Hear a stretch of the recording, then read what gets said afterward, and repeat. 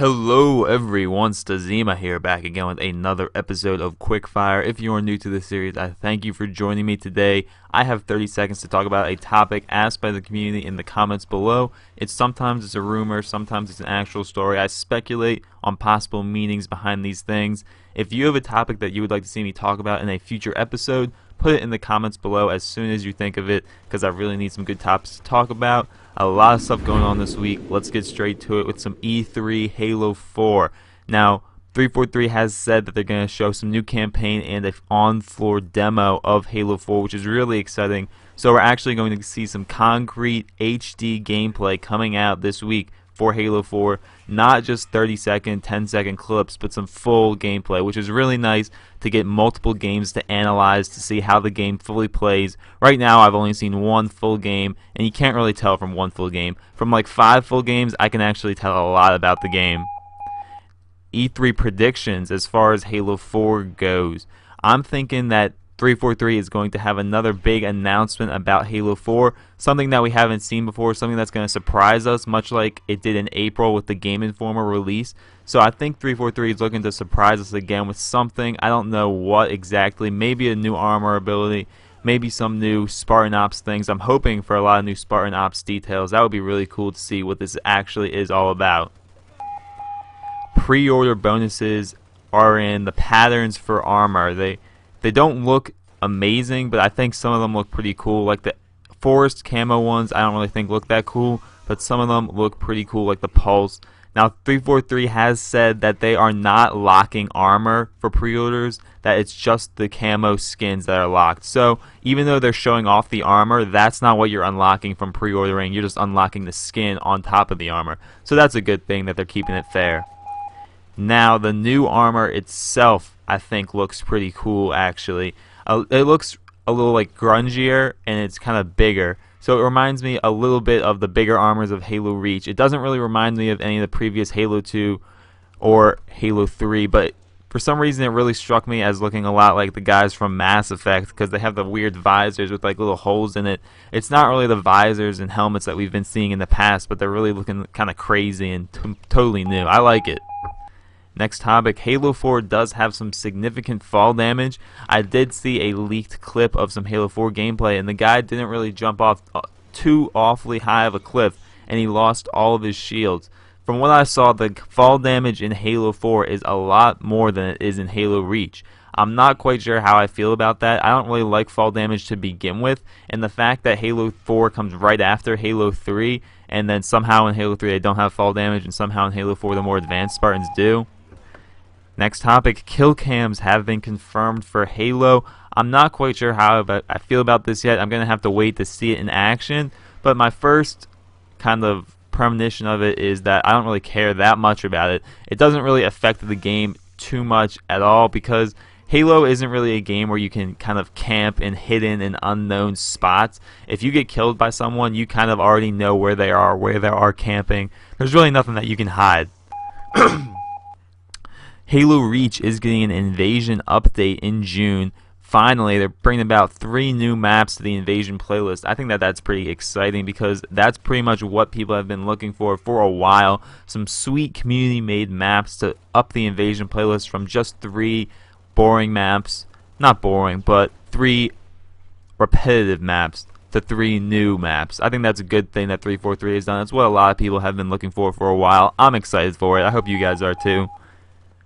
The hard light armor ability, there's a lot of speculation about this, but many people think that it's just going to be like kind of a throw over shield that just goes in front of you. It doesn't go behind you. So it's basically just like a bubble shield straight in front of you to protect your direct front.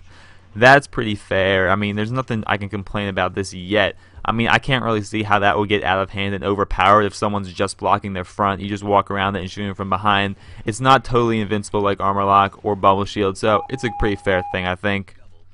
Next topic, if I could create an armor ability, what would it be?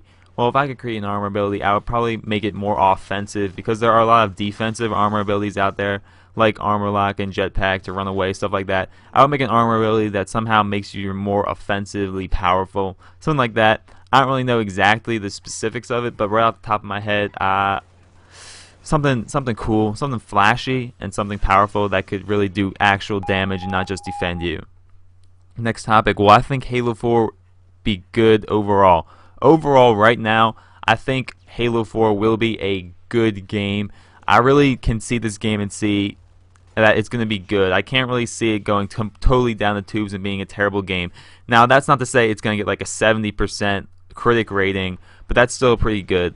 I mean, I can see the game being good. I can't see it being like a terrible amateur title, not polished at all. I can't see that. I can see it being good, though.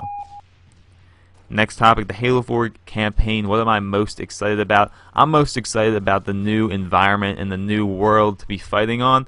I can really see some cool scenarios arising from this completely new world that we've never seen before. I'm hoping to see some more open environments, kind of like Halo 1 and Halo Reach, where we can kind of go where we want in this big, new, vast world. I think that would be a lot cooler than the previous Halo 3 campaign and Halo Reach campaign that we have seen. I'm excited for it. Next topic, the sword block in Halo Reach. Will it be returning in Halo 4? I don't think it's returning in Halo 4, but I wish it was. I liked being able to block someone else's sword with your assault rifle. I thought that was actually pretty fair given the power of the sword and the fact that 343 removed that from the game. I found that one of the most frustrating aspects of the title update. And now that the sword in Halo 4 is just as powerful, I'm not really looking forward to going up against someone with a sword with nothing to defend myself. Next topic, interactive multiplayer maps. Do I like them or not? I don't like them on competitive scale. I don't like things that can change the map, that the map could kill you or something like that. Probably the best example of an interactive Halo map that I can think of is High Ground from Halo 3 on objective game types, where the gate was closed on top of the hill. Stuff like that in objective game types where you can like open the gate so your team can get in. Stuff like that is actually pretty cool. But stuff where the map can kill you, I don't really like that. Next topic, what I think about Halo Legends, the anime series about Halo. Personally, I watched a few of the episodes and I found them mildly to okay, entertaining. I didn't really like them too much. I wasn't a huge fan, but some big episodic things that I did like of Halo was the Halo Anniversary terminals. I'd like to see a lot more of the Halo Anniversary terminals. I thought that those were very, very interesting, and I hope that 343 retains that style for their Halo 4 terminals and stuff like that. That was a lot cool. Next topic, incendiary weapons. Will they be returning in Halo 4? I wouldn't be surprised if the incendiary grenades returned in Halo 4, but I would be very surprised if the flamethrower returned. Incendiary weapons tend to cause a lot of lag in game because they're very lag-tastic, I guess you could say. I wouldn't be surprised if they weren't in the game because of that lag-tasticness that they have and their tendency to make the game lag a lot. So we have to wait. Next topic, big team battle heavy is probably one of my favorite game types out there because it's not a game type where vehicles spawn every 3 minutes. It's a game type where vehicles and power weapons spawn every 30 seconds to 15 seconds, and that makes for a really tight, hardcore, compact, fast-paced game in big team battle that I really like, much better than one person getting a vehicle every 3 minutes and totally dominating the other team with it. Big team battle heavies, a lot of fun. Next topic, overshield and camo pickups. Will I miss them in Halo 4? Of course, overshield and camo pickups, the orbs, always hold a special and dear place into my heart, but I'm not going to miss them too much because of the fact that the new armor abilities are there and the fact that I can just have those armor abilities whenever I want. But I always miss the one more act of tacticalness that you had to do to time the power weapon spawns. I'm gonna miss that, of course. Well, guys, that's all the time I have for today on this episode of Quickfire. Thank you so much for joining me. A lot of stuff coming with E3 this week. Please leave a topic in the comments below. Thank you all so much for watching. Stazima out.